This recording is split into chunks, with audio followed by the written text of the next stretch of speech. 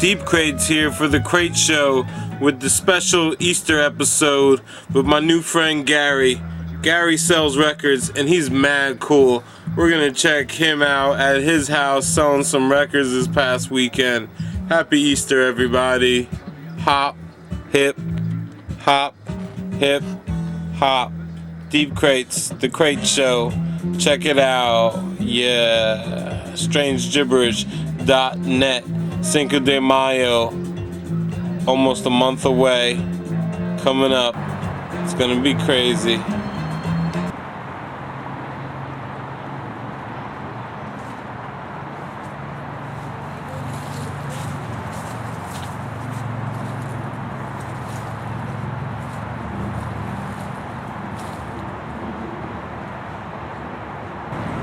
Deep Crates here, coming at you for the Crate Show. Super exclusive special. I was just wandering around today and I noticed some signs here. It was for a garage sale with records, so we're gonna check this out, see what's going on.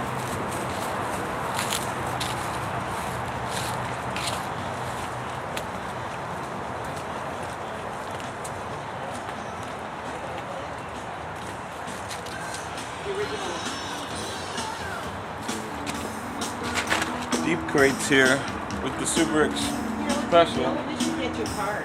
I don't really deal. It's just it's a hobby. Good morning. This is my man Garry. Pleasure.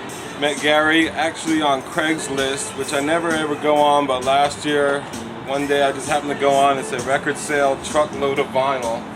You may remember, I believe it's episode 4 from season 2 this year, when I'm digging in the back of the truck. That's my man Garry out there, and luckily he emailed me because I left him my email, and he told me he was having another sale today, so we stopped out here. How's it going, Garry? So far, so good, man. Yeah, yesterday I wish I could have came and been the first one, but we had some bad weather.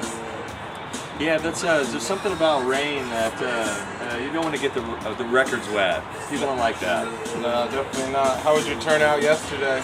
I probably had about 100 to 110, 125 people come through here yesterday. Damn, I missed it because I had to work my other real job that pays for this and all the bills and everything I really enjoy to do. But it looks like you enjoy collecting vinyl, Garry. I do. What's your favorite genre or type of vinyl? Because I see everything in these crates from Double X Posse hip hop to Frank Sinatra to digital media CDs, Guns N' Roses. There's a little bit of everything in here, Garry. The stuff that I keep for myself is like mid 70s punk, 80s hardcore stuff. Oh, sorry. No, Can I go just ahead. walk by? Yeah. Special guest appearance. 80s hardcore stuff like what? Black Flag, Circle Jerks, anything oddball too. I love weird covers. Really? I might have to bring you over my 7-inch collection then. It's a lot of early 80s hardcore, a lot of straight edge stuff. I love that. From being from Jersey, you know, I was at every Gorilla Biscuits, Youth of Today's show, all that stuff. The Circle Jerks, I saw them at City Gardens in Trenton. That was an awesome show. But so I noticed over here you got your dollar bins, you got your $5, you got your $10. How are you determining and gauging what's what? Well, I started all this as a hobby. I've always been into records ever since I was a kid. When I was growing up and I didn't have a job, I was too young to work, I would go to Goodwill and buy record albums and take them to the local used record store over in Winter Haven, Florida, trade them in for cash or for credit.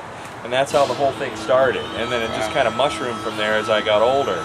And I went through that phase like everybody did, where you get rid of all your records and you trade up to CDs. So for a few years, all this stuff was in storage. And then, I don't know, 10, 15 years ago, I picked up another turntable. I started collecting again. I found eBay. And I just felt that I had a knack for picking up things that other people might want or might be interested in besides myself. So it turns out I was better at actually buying them than I was at selling them. So me too. This is what happens. This is the overflow surplus. Exactly. This is the stuff that I doubles, triples. I'd never get to any other way. So it was an outlet for me to meet other people that were into the music, and also, you know, get rid of some records at what I think is a fairly decent price. Oh, definitely, especially when you look at eBay and what's that done to the game as far as, you know, people overcharge and look at Gem website and say, oh, this record sold for $500, and but I also find the reverse of that. I mean, sometimes you can go on eBay and pick up a record that you would have to pay more for at a local shop, or even hear from me sometimes, where somebody has something. You know, there's 15 copies of it up there this week. You can pick and choose sometimes. So you're on eBay a lot then, Gary? Not as much as I used to be. Yeah. It's just you know how it goes. When you have a job and you're working, you don't have a lot of free time. So I actually took a week off from work so that I could put this thing together and come out this weekend and do this. Well, I think, and I'm sure everybody else thanks you for doing that, because you definitely have some good vinyl at some good prices. I appreciate that. For sure. And we got, you selling these turntables in the background here? I am. What do we got here? That's a Pioneer PL 512. Nice. Old school. How much is a piece like that going for today, Gary? $40. $40. That's a very good, reasonable price. And then the other one is a Sansui. It's one of those. It's a linear tracking. Oh yeah. It's also got a laser built into the head that can detect the dead space between the tracks and skip ahead. Yeah, you can use the keypad to select what track you want to listen to. That's very nice. And that one's going for $75 today. A steal, definitely the linear tracking. Yeah, I noticed you have all these 7 inches out here today. That's pretty cool. You didn't have those at the last. All part of the marketing. I didn't know that anybody would really be that much into 45s, but I had so many requests for it last time that I had to. I actually had 4 or 5 boxes of them. Oh yeah. That I've been meaning to go through, and I made it through a few, but still got more to do. More for the next sale. This is my favorite in here. Sweetness, Spider-Man, the Mad Hatter of Manhattan, which is also on the full-length Power LP of Absolutely. Amazing Spider-Man. With the Bells of Doom and the abominable something else. You know I your forget. Spider-Man records. Oh yeah, anything Power Records, definitely. And how many? We had a lot of people jump out here today already. I see some people coming, going, money flowing. So far, so good. So far, so good. Well, because of YouTube, we only have 10 minutes per episode.